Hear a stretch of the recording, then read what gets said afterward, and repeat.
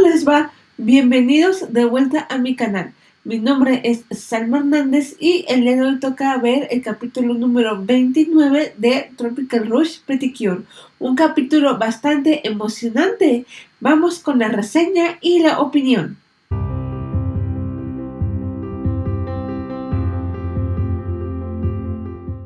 Antes que nada quisiera pedirles una disculpa.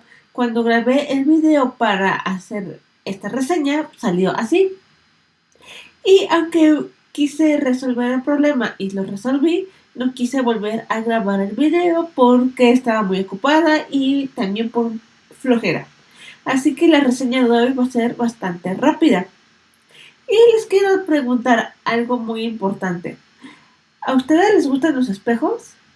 Seguramente, ¿verdad? O al menos los usan simplemente para peinarse y lavarse la cara. En fin, los espejos han sido muy importantes para la humanidad. Muchas veces hemos inventado historias con ellos. Uno de los ejemplos más famosos es el de Alicia a través del espejo. Una historia que Disney trajo en forma de secuela de Alicia en el País de las Maravillas en su formato de live action con los actores. En esta ocasión, Manatsu y Laura hablan acerca de todo lo que son las leyendas de los espejos. Una de ellas es el de Blancanieves. Espejito, espejito, ¿quién va a ser la próxima reina del Grand Ocean? Sino que en este episodio los espejos son muy importantes, ya que nos dan a entender que la bruja de la dilación también es importante porque este se rompe. ¿Por qué será? Durante los sueños y después de hablar de todos estos temas, Manatsu empieza a ver a alguien muy importante. Ella cree que es Laura, y aunque ella se presenta en su forma de sirena en los sueños, resulta que Manatsu también ve a alguien diferente.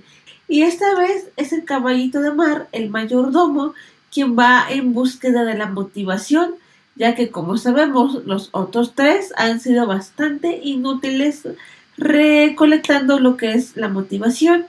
Cuando nuestras 5 protagonistas se dan cuenta del ataque, están separadas, están en el camino a la escuela.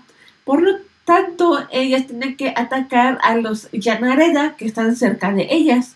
Es cuando se dan cuenta que es bastante difícil de vencerlos, simplemente porque están hechos de agua y Laura no puede encontrar quién tiene la motivación robada. Es Cure Papaya quien empieza a entender cómo funciona todo este asunto. A lo mejor, dice ella, que existe un origen y este origen se divide en varios. Mientras tanto, Manatsu está luchando con un Yanareda bastante grande que la encierra y nuevamente le roba la motivación, pero esta vez es mucho más difícil. Ya aprendió de la primera vez. Resulta que en los sueños de Manatsu ella se encontró con una legendaria Pretty Cure, una Pretty Cure que anteriormente venció a la reina y salvó a la humanidad. Esta Pretty Cure sin nombre, después de un mágico momento en que Laura y las demás le entregan motivación a Manatsu para que vuelva a transformarse en Cure Summer, finalmente esta Pretty Cure legendaria les da un nuevo poder, un anillo, y con un tocador que hicieron en el capítulo pasado, en el de maquillaje, se los dejo aquí arribita si no lo han visto, finalmente pueden atacar las 5 y vencer al Yanareda. Y la verdad es que me encantó este nuevo ataque en equipo. Me gustaron mucho los vestuarios y sobre todo el de Laura, que finalmente tiene una combinación de vestido entre su forma humana y su forma sirena. Me encantó. El capítulo acaba de manera intrigante y misteriosa, ya que una silueta misteriosa se presenta en las pesadillas de la reina. ¿Quién es? Y parece que se está burlando de la reina. ¿Por qué? ¿Será la misma persona que se presentó a Manatsu, esta Pretty Cure legendaria? En fin, por ahora estaría acabando este video. Déjame aquí abajo tus comentarios acerca de qué nombre te gustaría para esta guerrera legendaria. A lo mejor Cure Ocean de Océano.